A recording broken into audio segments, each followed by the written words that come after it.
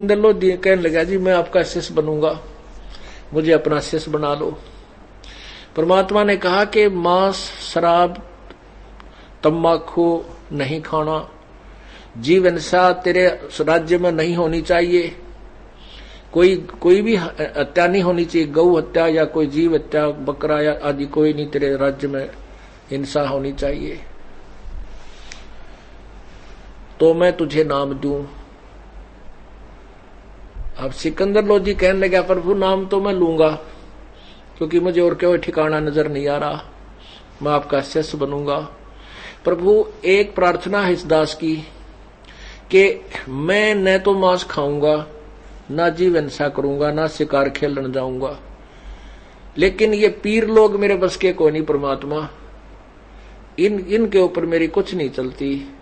मैं जो है मैं अनाउंस जरूर करा दूंगा भाई जीव हिंसा मत करियो, पर परमात्मा मेरी चालक गति नहीं की और मैं आपकी अपना आत्म कल्याण चाहता हूं। परमात्मा भी जानते थे कि ये इस बात में व्यवस्था है।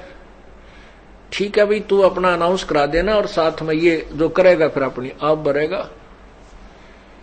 कहने का भाव ये है सिख।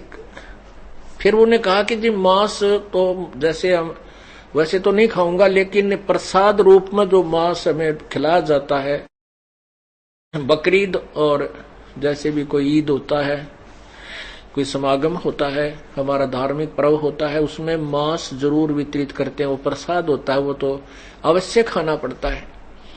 परमात्मा कहने लगे भाई मांस खाने का प्रावधान किसी सदग्रंथ में नहीं है। क्या बताया भगवान ने? नबी मोहम्मद नमस्कार है, राम रसूल कहाया, 1,80,000 को सौगंध जिन नहीं करद चलाया। देखो तुम हजरत मोहम्मद जी को अपना आदरणीय पूज्य मानते हो और उन्हीं की आड़ में तुम कह रहे हो कि वो भी मांस खाते थे, वो भी बकरीद मनाते थे। ये तुम्हारी बिल्कुल धारणा गलत है, तुम्हें ज्ञान नहीं है, तुम्हारे को लोक वेद के आधार पर स्वार्थी लोगों ने, अज्ञानियों ने सेट कर रखा है, आधारित किया हुआ है। नबी मोहम्मद नमस्कार है, ये तो आदरणीय महापुरुष थे और वो भगवान के संदेश वाहक थे, रसूल थे। नबी मोहम्मद नमस्कार है, राम रसूल कहाया, 1,80,000 अनुयायी थे हुए थे उस समय, मुसलमान बने थे हजरत मोहम्मद जी के। उन 1,80,000 को सौगंध जिन नहीं कर चलाया, उन्होंने तुम्हारी तरह कोई भी हिंसा नहीं की। मुसलमान धर्म में जू मारना या डेरे हो जाकर ये मारना भी निषेध है, ब्याज लेना भी निषेध है, तो क्या वो बकरे काटने की सलाह वो महापुरुष दे सकते हैं? कभी भी नहीं। वो तो और कहानी बनी थी कि हजरत मोहम्मद जी को परमात्मा मिले थे कबीर जी, उससे पहले उनको वो जबरील नाम के देवता ऊपर ले गए थे और वहां उसने बाबा आदम मिले और जो इब्राहिम मिले, ईसा जी मिले, मूसा जी उनके पहले जो नबी हुए हैं संदेश वाहक, वो सारे मिले, आदम भी मिला और वहां से भगवान का आकाशवाणी से वो 5 नमाज लेकर के आए थे। उसके बाद परमात्मा गए थे कि भाई ये रास्ता ठीक नहीं है, आप मेरी शरण में आ जाओ। परमात्मा हजरत मोहम्मद जी की आत्मा को सतलोक लेकर गए थे। वापस जब छोड़ा तो अपने, क्योंकि उस समय तक हजरत मोहम्मद जी के कई शिष्य हो गए थे हजारों की संख्या में, वह प्रभुता ना छूटी। उधर से जबरील नाम के देवता का डर, क्योंकि उसने गला घोंट घोंट कर उसको डरा के धमका के उनको यो ज्ञान दिया था। तो परमात्मा के संपर्क में आने से हजरत मोहम्मद अस्थायी चुंबक बन गया,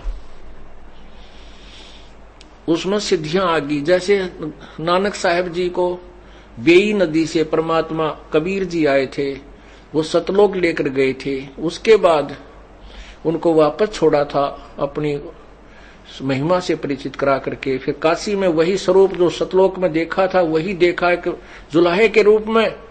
जब नानक जी ने कहा था फाई सूरत मलुकी वेश ए ठगवाड़ा ठगी देश खरा सियाणा बहुते बार, ये दानक रूप रहा करतार, लोगो ये दानक रूप रहा करतार, देखो यो रहा। अब वो तो पागल से हो गए क्योंकि वही भगवान जिसकी तलाश में हम सारी उम्र खोजी वो सामने बैठे। तो उसके बाद नानक जी साहब में सिद्धियां आ गई थी, समुद्र पर चलना, अंतर ध्यान हो जाना, एक जगह से दूसरी जगह प्रगट हो जाना, इस तरह की सिद्धियां आ गई थी उसमें। ऐसे ही हजरत मोहम्मद में परमात्मा के संपर्क में होने से अस्थायी वो चुंबक बन गया।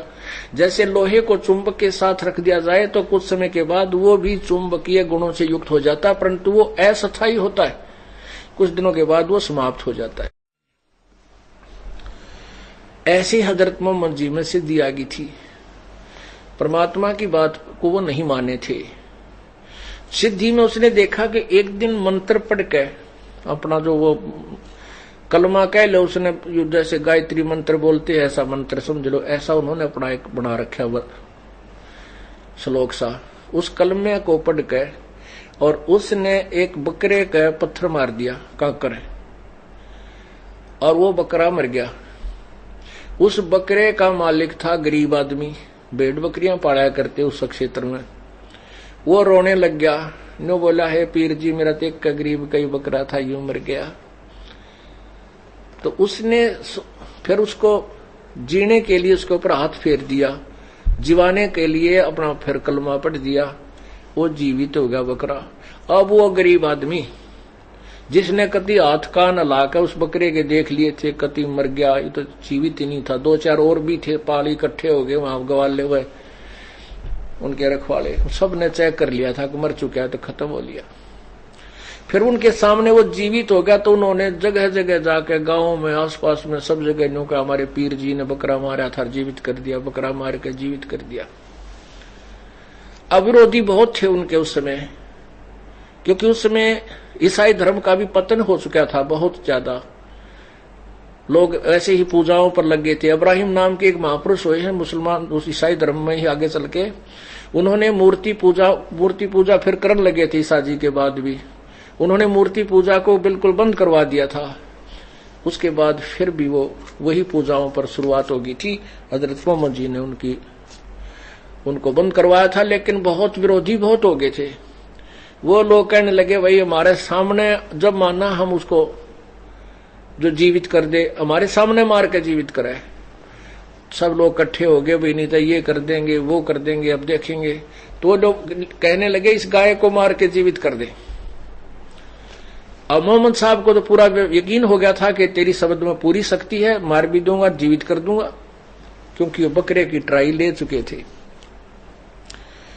कुछ दिनों के बाद एक गाय लाकर खड़ी कर दी, बहुत से लोग इकट्ठे हो गए। हजरत मोहम्मद जी ने अपने वचन से गाय को मार दिया, लेकिन जीवित नहीं कर सका। वो डिस्चार्ज होगी बैटरी, वो अस्थायी चुंबक खत्म हो गया।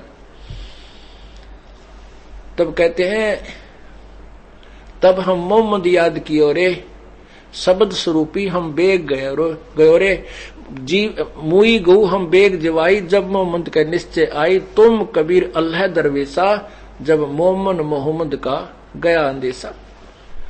परमात्मा को याद किया, जब अपनी बेइज्जती होती देखी हजरत मोहम्मद जी ने, क्या तो बात बिगड़ गई। जब अल्लाहू अकबर, ये सबसे बड़े भगवान, मेरी रक्षा करो, मेरी इज्जत का मेहर करो।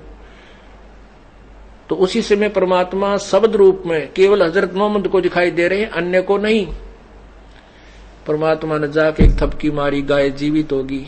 लोग समझ रहे थे कि हजरत मोहम्मद जो दुआएं कर रहा है इसी से जीवित हो गई है। कहते हैं परमात्मा अपनी महिमा का भूखा नहीं है, अपनी प्यारी आत्मा को महिमा देकर कि भगवान में आस्था बनी रहेगी इन लोगों की, ये नास्तिक ना हो जाएं। काल चाहता है नास्तिक हो जाएं, गलत साधना करें, कुछ दिनों में इनको लाभ हो नहीं, फिर ये सब डाकू लुटेरे चोर ठग दारू दप्पा पीने लग जाएं और ये अपनी भक्ति को दूर हो जाएं। परमात्मा चाहता है कि जब तक ये तत्व ज्ञान प्रचार करने का समय आए तब तक ये आस्तिक बने रहे। अब क्या हुआ, उनके अनुयायियों ने दोनों दिन नोट कर लिए, जिस दिन बकरा मार के जीवित किया था और गाय मार के जीवित की थी। हजरत मोहम्मद जी शरीर छोड़ गए, उसके बाद 1,80,000 भी शायद धीरे धीरे शरीर छोड़ गए। कई वर्षों के बाद, 200-300 वर्षों के बाद उनके मन में के सकीम आई कि वो दिन याद रखने के लिए कि जिस दिन हमारे हजरत मोहम्मद जी ने बकरा मारा था और जीवित किया था, और जिस दिन गाय मारी थी और जीवित की थी, वो दिन मनाने चाहिए ताकि आगे आने वाले बच्चों को याददाश्त बनी रहे। उसके